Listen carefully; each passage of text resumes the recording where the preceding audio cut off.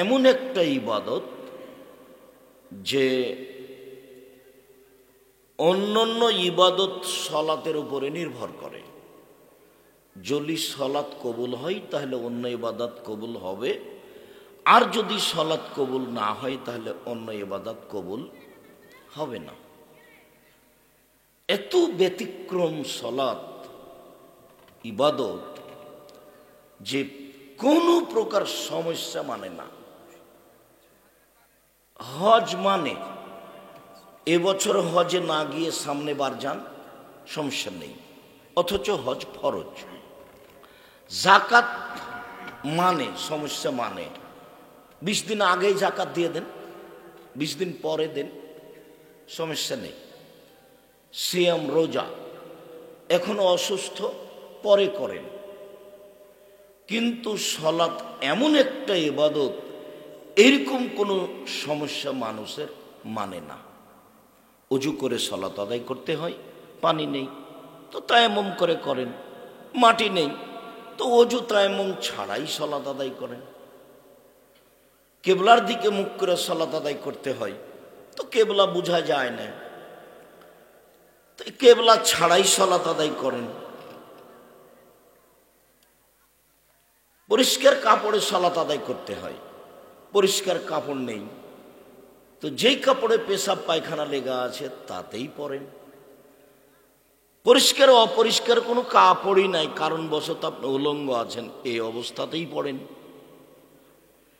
দাঁড়িয়ে পড়তে হয়, দাঁড়িয়ে পড়তে পারছেন না বসে পড়েন, বসে পড়তে পারছেন না শুয়ে পড়েন। সলাত এমন একটা ইবাদত যে আপনার কোনো অবস্থাতে ও আপনাকে ছাড় দেবে না।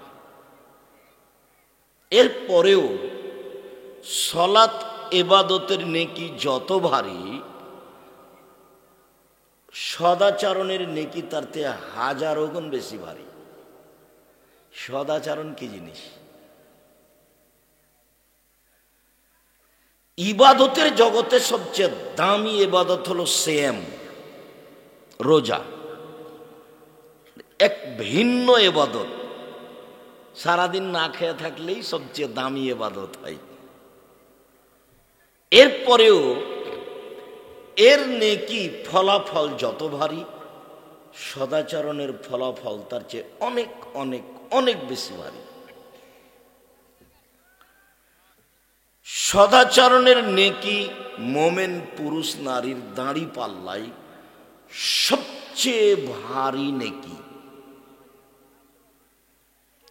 হজ একটা বড় ইবাদত, যদি কবুল হয়ে যায় তাহলে আপনি হয়ে যাবেন সেই দিনের মতো যেদিন আপনার মা আপনাকে জন্ম দিয়েছে, নিষ্পাপ হয়ে যাবেন। এরপরেও হজের নেকি যত ভারী, সদাচরণের নেকি তার চেয়ে 1000 লাখ গুণ বেশি ভারী। সদাচরণ কি জিনিস? আগে একটা হাদিস পেশ করি। এই ছেলে, ওই বাহিরে ওরা তো হুড়াহুড়ি করছে, ওরা তো বুঝতে পারে না যে আমাদের অসুবিধা হচ্ছে। ও তো মনে করছে যে আমি নাগালের বাইরে আছি। তো তোমরা যারা দায়িত্ব পালন করছো দেখো, আশেপাশে বাহিরে কেউ কথাবার্তা বলতে পাবে না। আমরা খুব কষ্ট করে এসেছি এখানে, আপনার জন্যই এসেছি। আপনি আজকে দোকানপাট হাট বাজার করবেন, তার মানে আপনার স্বভাব এত খারাপ কেন? দুনিয়া বাজার কি মায়েরা খেয়েছেন?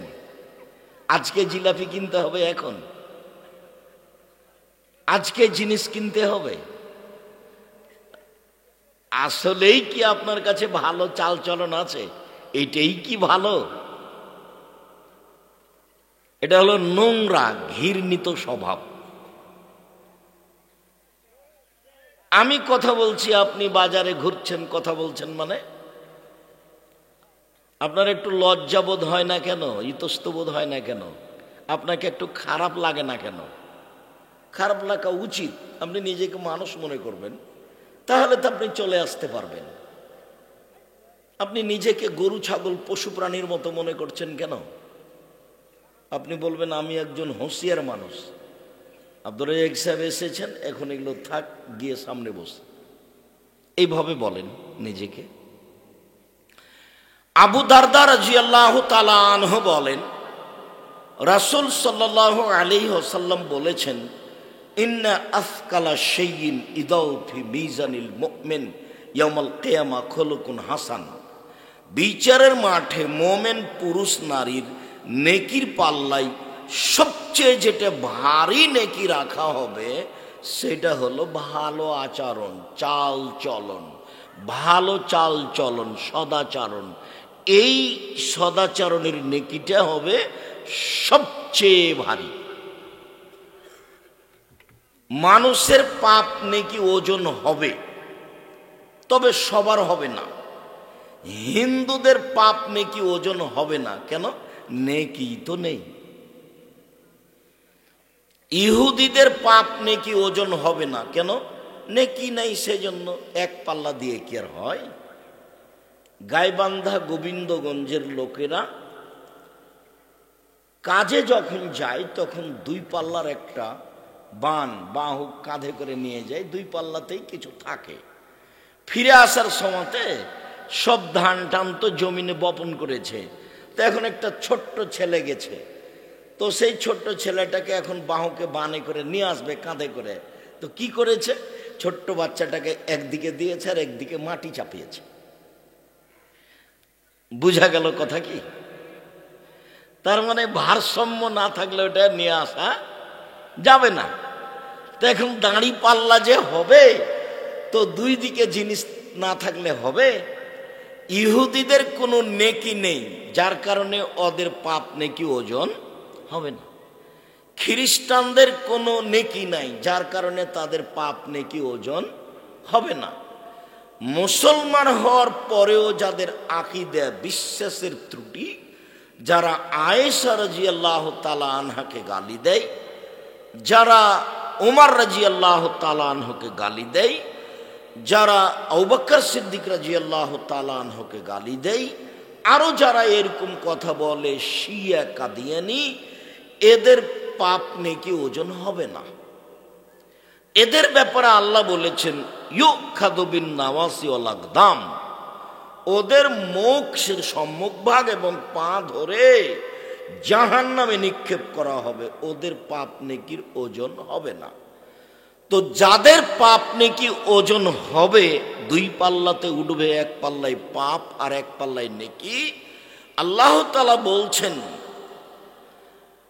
যে ফাম্মা মান সাকুলাত মাওয়াজিনুহু ফাহুয়া ফি শাতির রাদিয়া, যার নেকির পাল্লা ভারী হবে তার থাকার ব্যবস্থা হবে অতীব সুন্দর, সুখ স্বাচ্ছন্দ্যময়।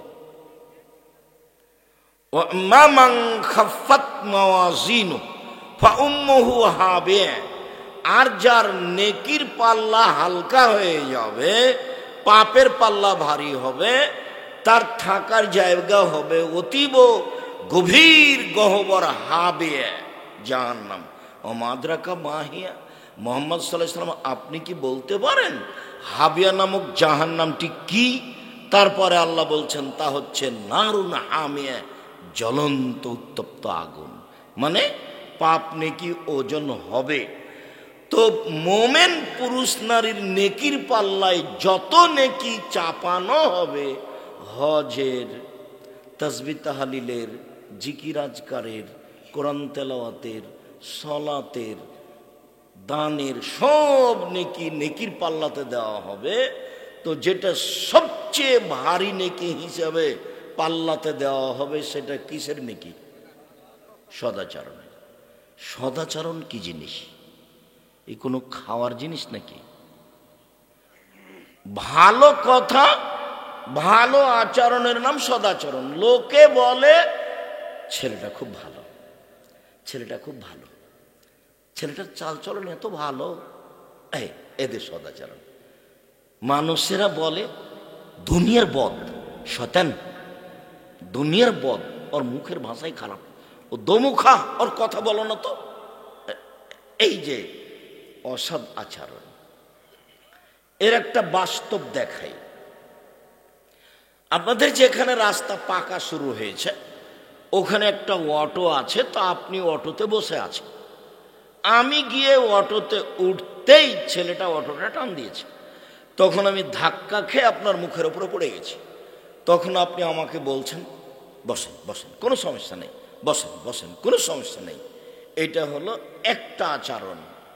আপনি আমাকে বলছেন হ্যাঁ চোখ নাই, গাড়িতে উঠেছেন, হিসাব নাই, দেখে গাড়িতে উঠতে পারেন না, কপালে চোখ নাই, এটা একটা আচরণ। বলেন তো কোনটা সদাচরণ? আগেরটা সদাচরণ।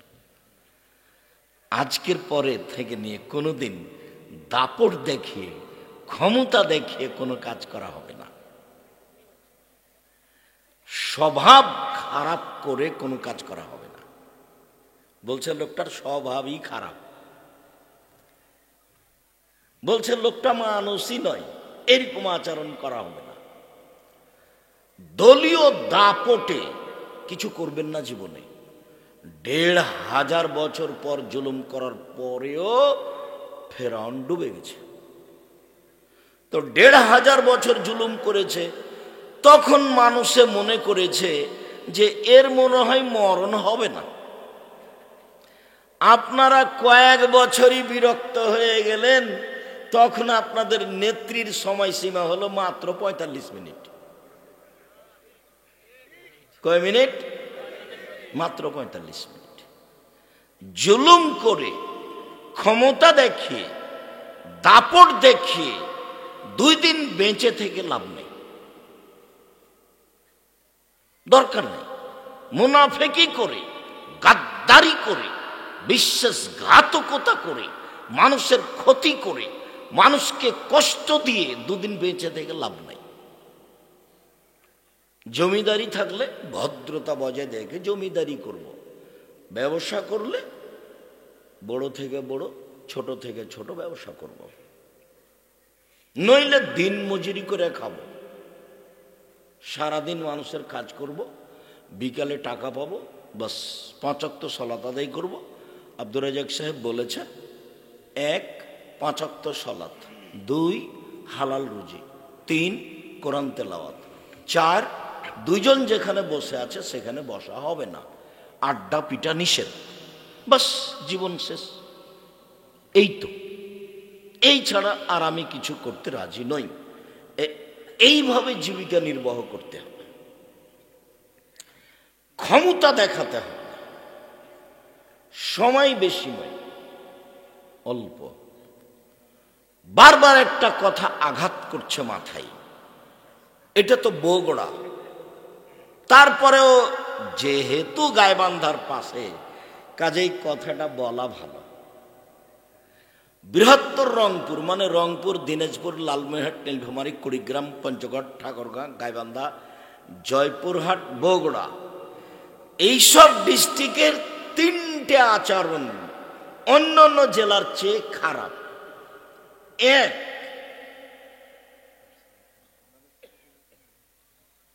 বোনকে জমি দেয় না, ভাইয়ে নিয়ে নেয়।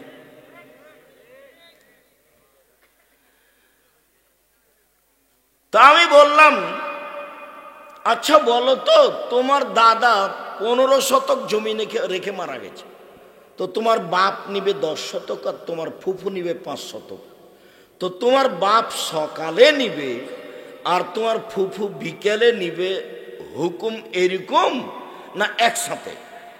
তো ছেলেটা বলছে একসাথে। তো যখন ছেলেটা বলেছে একসাথে, তখন আমি বলেছি তোমার বাপকে যদি আমি কুকুর শ্রীগালের চেয়ে খারাপ প্রমাণ করতে না পারি, তা আমি জাতির সামনে বক্তব্য দেব না।